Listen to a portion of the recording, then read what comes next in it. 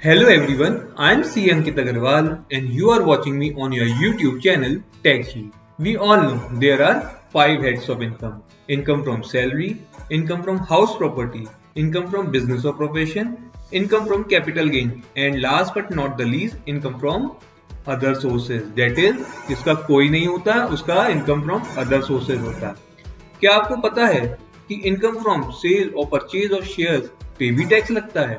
आजकल demat account खुलवाना और शेयर ट्रेडिंग करना कोई बड़ी बात नहीं रह गई and many home makers, retired people and new generation youth spend their time gainfully buying and selling of shares. But उनको क्या ये पता है कि इस इनकम पे भी टैक्स लगता है? और लगता है तो कितना लगता है? और प्रॉफिट और लॉस कैलकुलेट कैसे होगा?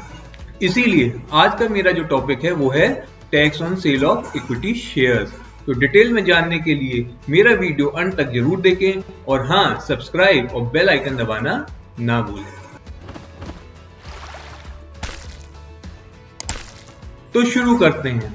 अगर आप शेयर की डिलीवरी उठा लेते हैं तो sale of equity share can be categorise under 2 heads, यानी या तो आप उसको कैपिटल गेन में डाल सकते हैं या फिर बिजनेस इनकम को. So in this video I am taking over sale of shares when we treat it as investment, that is capital asset, and profit is treated as capital gain. Under the head capital gain, income is further classified into long-term capital gain and short-term capital gain. अब ये सब क्या झमेला है? अब हमें कैसे पता चलेगा? तो घबराइए नहीं और सुनिए. This classification is made according to period of holding of share, that is आसान भाषा में कितने दिन आपने वो शेयर होल्ड किया. एक बात और, for the purpose of income tax period of holding can be different for different classes of capital assets. That is, अगर इक्विटी शेयर लिस्टेड है तो डिफरेंट पीरियड ऑफ होल्डिंग और अनलिस्टेड है तो different period of holding.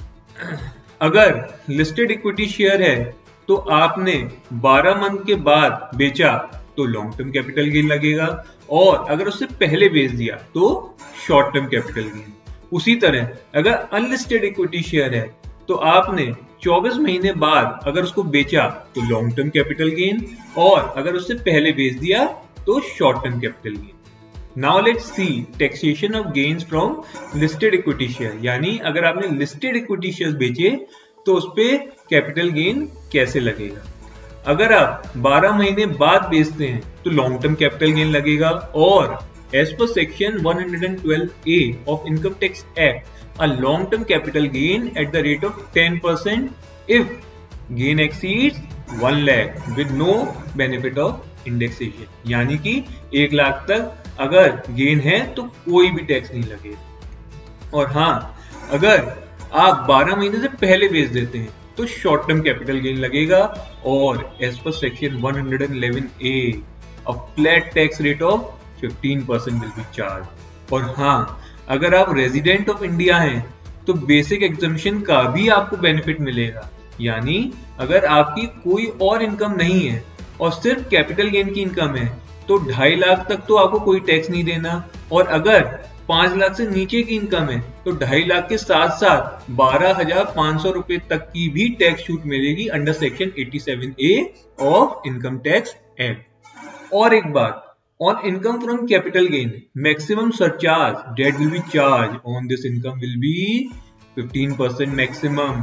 That is, आपका gain चाहे 1 करोड़ हो, 30 करोड़ हो, 50 करोड़ हो, मैक्सिमम सरचार्ज 15% ही लगेगी. है ना खुशी की बात. एक बात और, पुराने जमाने में that is before the introduction of budget 2018, the long term capital gain made on sale of equity share और equity oriented mutual fund was exempt from tax. That is, no tax was payable on gains before the sale of long-term equity investment. अब इन सब बातों का कोई फायदा नहीं है.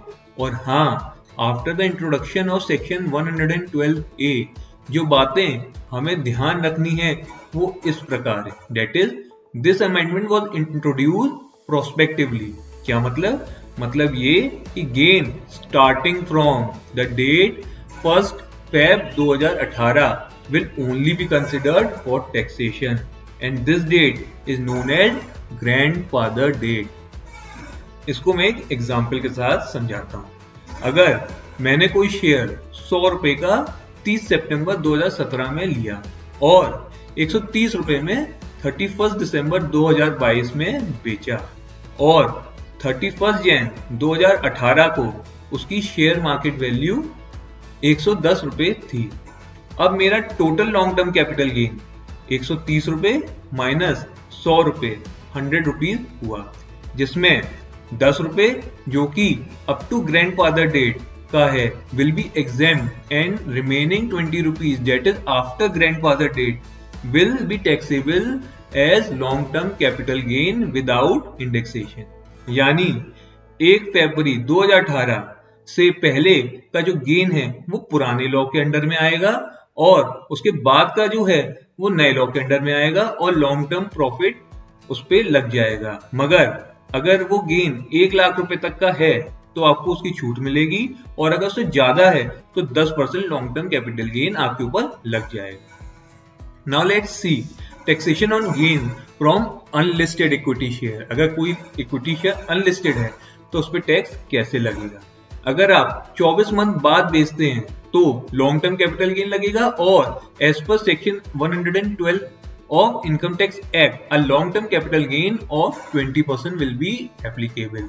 और इसी तरीके से अगर आपने 24 महीने से पहले बेच दिया तो शॉर्ट टर्म कैपिटल गेन लगेगा और एज पर section 111 of income tax act ये आपकी नॉर्मल इनकम में ऐड हो जाएगा and will be taxed as normal income at applicable slab rate. Now let's see what will happen if loss from equity share taken as investment. अगर नुकसान हुआ तो क्या होगा। तो आपके लिए एक अच्छी खबर भी है, यानी अगर आपको लॉस होता है तो हमें उसे संभाल के रखना है ताकि जब फ्यूचर में अगर कोई प्रॉफिट होता है तो हम उसे सेट ऑफ कर लें। यानी कि अगर आपको कैपिटल लॉस होता है चाहे वो शॉर्ट टर्म हो या लॉन्ग टर्म हो तो आप उसे कैरी फॉरवर्ड कर सकते हैं up to 8 years, but you need to file your income tax return in time, that is before the due date of filing of return under section 139 subsection 1 of income tax act। यानी late लतीफी की कोई गुंजाइश नहीं है। और सुनिए, in case of future short term gain, यानी अगर आपको फ्यूचर में शॉर्ट टर्म गेन होता है तो आप उसको चाहे लॉन्ग टर्म हो चाहे शॉर्ट टर्म हो किसी भी लॉस से आप उसको एडजस्ट कर सकते हैं। मगर in case of long term capital gain it can only be adjusted from long term loss only. इस चीज को बहुत लोग मिस कर जाते हैं। एक बात और, long term capital loss after budget 2018 is only considered here, क्योंकि उससे पहले का तो एग्जेम्प्ट था तो फिर हम उसको कंसिडर नहीं करेंगे। Now let's see how dividend is taxed as receive from equity share. यानी अगर आपको डिविडेंड रिसीव होता है तो उस पर टैक्स कैसे लगेगा। एज पर current scenario dividend received will be added as normal income and will be taxed at the rate as per the slab rate in which assessee is falling। यानी जिस slab rate में आप fall कर रहे हैं उसी हिसाब से उस पर टैक्स लग जाएगा। यानी कि अगर डिविडेंड ऐड करके आपकी टोटल इनकम 5 लाख से कम है तो no tax and if more than 5 lakh then respective slab rate will apply, that is 20%, 30%, whatever it। What about STT यानी कि सिक्योरिटी ट्रांजैक्शन टैक्स। अब ये क्या है। अगर आपने अपने शेयर का स्टेटमेंट देखा होगा तो at the end of the statement आपने देखा होगा कि ब्रोकरेज के अलावा और भी कुछ चार्जेस जुड़े होंगे और उनको हम STT कहते हैं।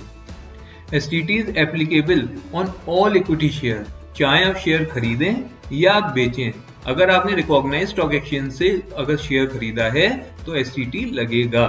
सबसे इंपॉर्टेंट बात, आपको सेक्शन 112A का बेनिफिट तभी मिलेगा when you will buy listed equity share from a recognized stock exchange and STT is being charged on it।